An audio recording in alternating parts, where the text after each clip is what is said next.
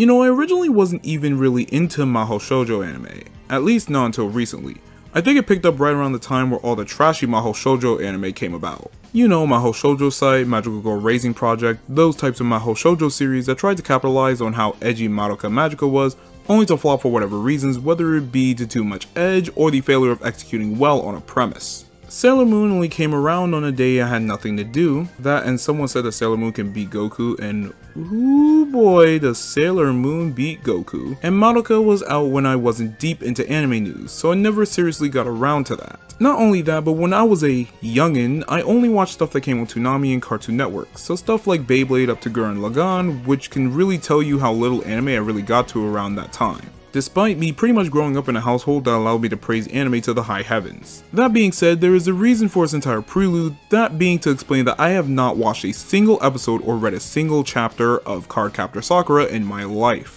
Sure, it came out on Kids WB, which really shows how much of a baby I was, but at the time it was Yu-Gi-Oh! Or nothing, where I had no other life outside of that singular card game. However, what I do know is that not only is it probably the second largest Mahou Shoujo anime at its time, I would say it was now as well, but Madoka had to make edgy Mahou Shoujo, which obviously makes it cooler by default, being constantly compared to Sailor Moon, but is also a much shorter watch compared to the OG Sailor Moon. So if you couldn't tell, we're going to be power scaling the card captor herself, Sakura. So there will be spoilers for the manga up to the latest chapter of Clear Card, and a bit of spoilers for Tsubasa Reservoir Chronicles. And I don't feel like waiting any longer, let's go!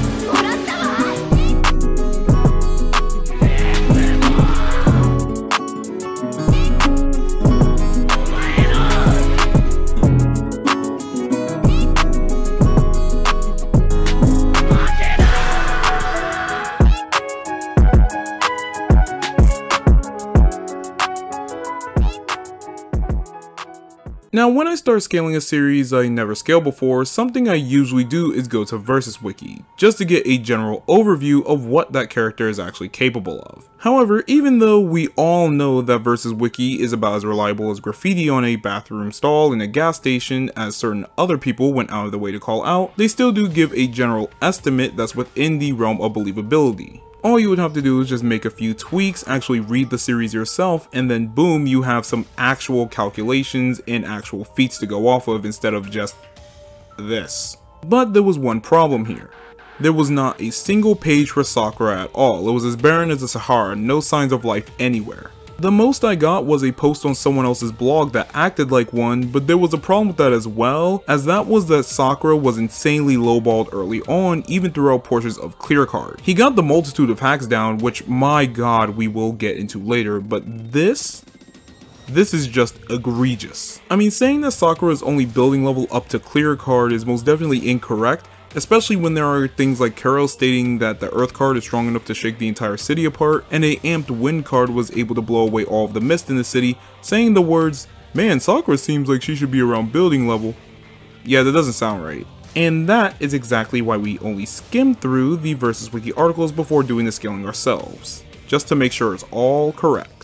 Pre-Clear Card Sakura is kinda crazy, though she certainly isn't as crazy as Clear Card. Pre-Clear Card doesn't seem like much, only being able to tag cards like the Water card, and struggled against the Sword card, which was only able to make a cut through a wall, so a lot of people would make the mistake of only classifying her as building level. However, there are a few massive feats that Sakura has pre-Clear Card before getting into Clear Card. Not only was she able to tag Yue, one of the guardians of the Clo book made by Clo himself with the Moonbow during the ceremony, but the Earth card was also stated by Kuro to be so strong that if they didn't do anything to its rampaging, it would destroy the entire city. Now a lot of people would say, oh well, it didn't happen immediately, so she's not city level, but this is salvaged by not only everyone in the city feeling the Earth card on its awakening, but us also seeing feats that scoured entire cityscapes before, like Shadow attacking Sakura from literally all angles while she was in the air. Even if you don't take Earth card scaling and Yue scaling, who is relative to Karo, who is as strong as the Earth card and the Fire card together, we still have Ariel scaling to go over.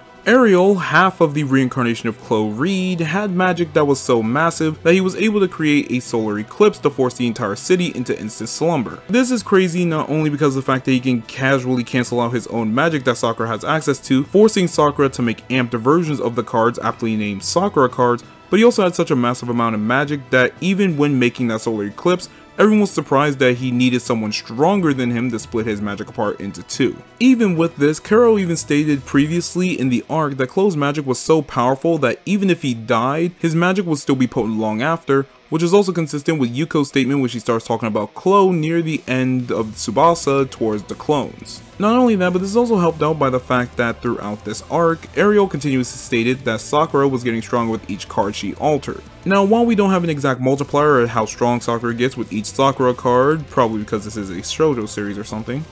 to put into perspective is that magic is relative to attack potency, as that is shown multiple times over, such as when Sakura amps the wind card to blow away all the mist that covered the entire city, when the card basically did nothing to Ariel's magic previously. This is also consistent when Lee starts using these Sakura cards in Clear Card, as the Shadow card Undering was able to scour the entire city in seconds on command at a much more aggressive pace compared to it just running rampant previously, to which Kaito confirms in Clear Card that Lee had gotten stronger from before. And this Ariel that had everyone scared and shaking in their boots pretty much declared Sakura to be considered to be the strongest magician. Even in Clear Card, Kaito, the current antagonist, states that he knew that Ariel was a powerful sorcerer, even showing an image of his child form. Also, a little bit of clarification on the term half, it just means that he split his reincarnation and soul into two, not his magic. Kaito does confirm this later on in the manga, so to go that Sakura could probably slap Prime Clove at this point in time is a debatable argument. Clear Card Sakura is mainly where it gets crazy, mainly because of the fact that it gets scans that don't look like they came out of Satan's crack. In Clear Card, we're introduced to Yuna D. Kaito, a magician that gained the title of D. This is not something I am making up here, I wish I was. That appears as the new antagonist to the group.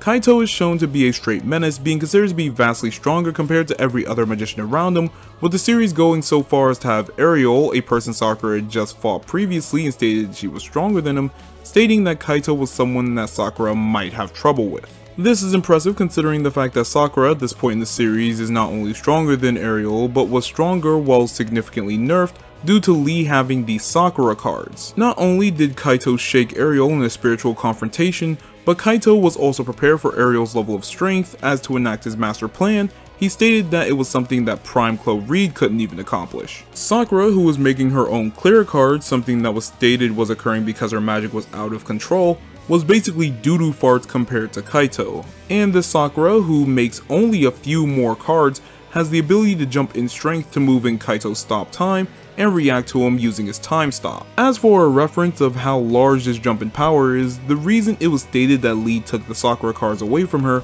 was because he and Ariel confirmed that if Sakura had access to both the Sakura cards and had the ability to make new clear cards, her magic would accelerate to no end. So just a couple of cards allow Sakura to go from barely twitching in time stop unconsciously to being able to run for a little bit is insane, especially when Lee, someone who had fought Kaito previously, was only able to fight him because Kaito froze time with a set amount of magic, so only those who were strong enough could break out of it. In fact, when Sakura is casually looking up and noticing that Kaito and Lee are fighting, Kaito says that Sakura's magic is so powerful that she should be able to breaking past time stop due to her own magic being so vast, meaning that she can just pull a Kenpachi and negate hacks just by being stronger than them. However, this is only more exacerbated with the Alice in Clockland scenario, where Sakura gets transported to the world of Clockland, an entire universe created solely by Sakura's magic. Now you may think this is a stretch to call it a universe rather than just a small pocket dimension, but the fact that this universe has its own stars, several at that, as well as Lee and Kaito both calling it another world,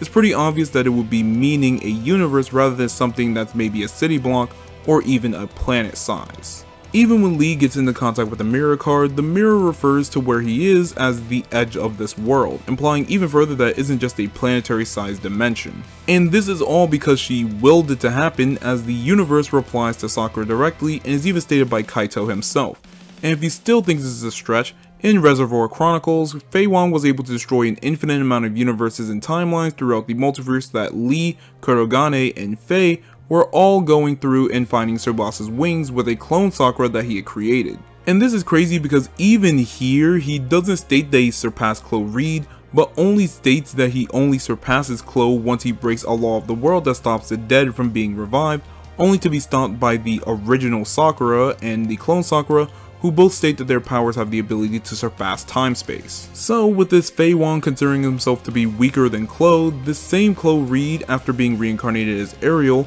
states that Sakura is stronger than him. There's just a lot of evidence for her to be at the very least universal, if not in the multiversal category of strength.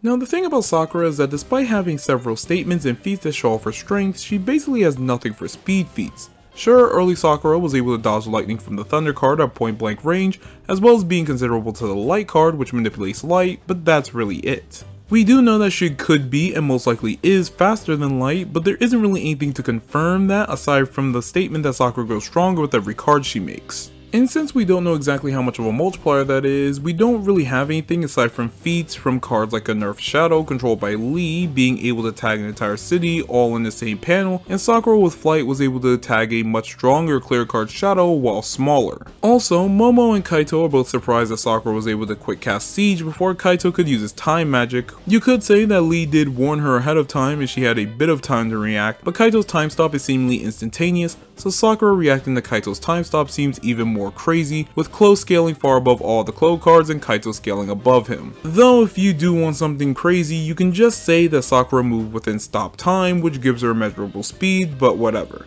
And before you say it was negated by her having more magic than Kaito, while it was partially the case, Kaito's time stop and time rewind affect the entire timeline, with only a specific set of people being able to recall said events due to their own magic capacity rather than it just being them negating the hacks, because Sakura does proceed to get frozen later on after a few steps, even though she was able to swap herself with Kaito in Siege. So while there aren't that many speed feats for Sakura, or even any other character for that matter, the fact that Sakura was able to move and stop time alone, which is consistent with a certain other version of the character and an earlier feat of her unconsciously moving her finger and stop time, is more than enough to suffice. What's more is that Sakura is also relative to Lee, who with the Flight card was able to travel across the universe made by Sakura to attack Kaito, and even though we don't have an exact number or distance that Lee traveled, since we don't have a pinpoint set of coordinates that Sakura was at, we do know that Lee was stated to be at the edge of the world, and was able to cut through several layers of the universe without any sort of magic, which Kaito acknowledges.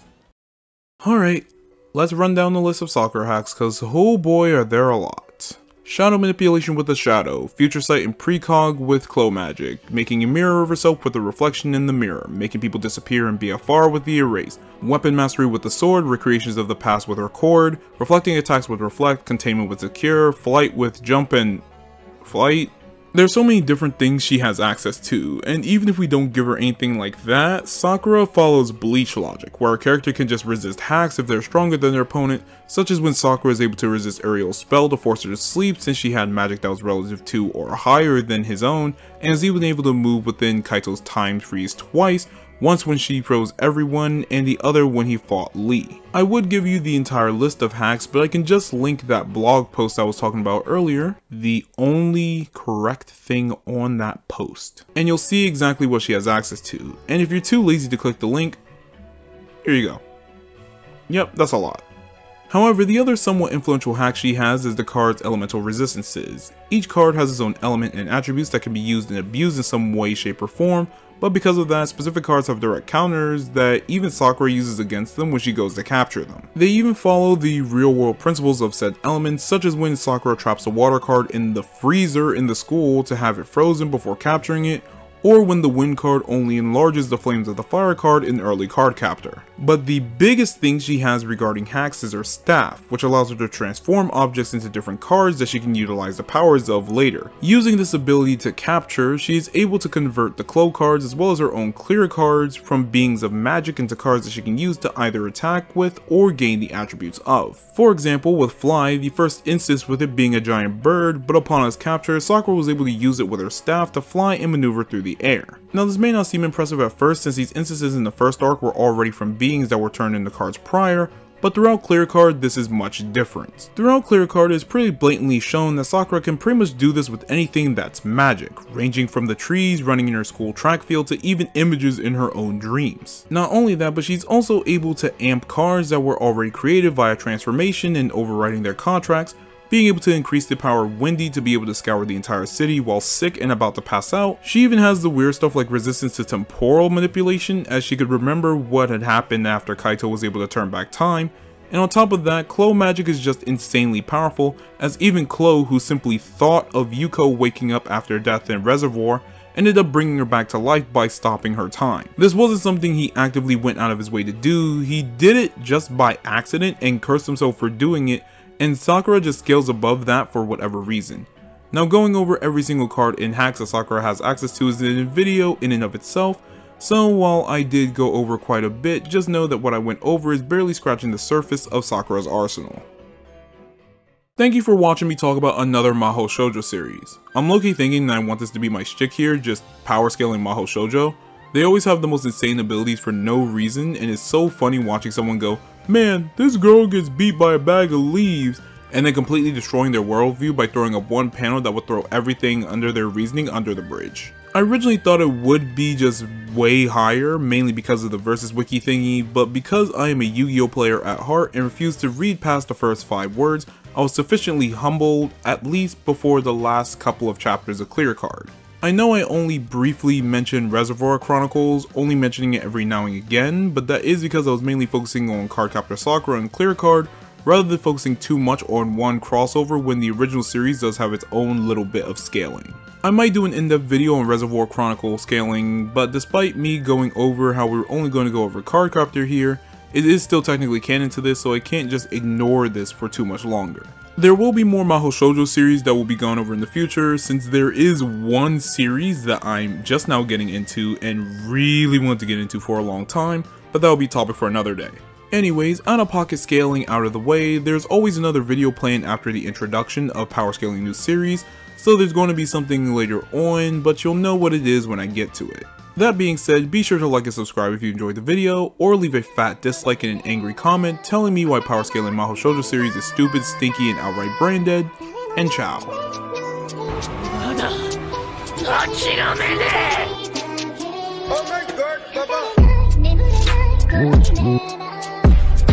今ここで限界を超えろ。それしか道はねえ。俺たち金色の夜明け団だ。クローバー王国最強の魔法騎士団だ。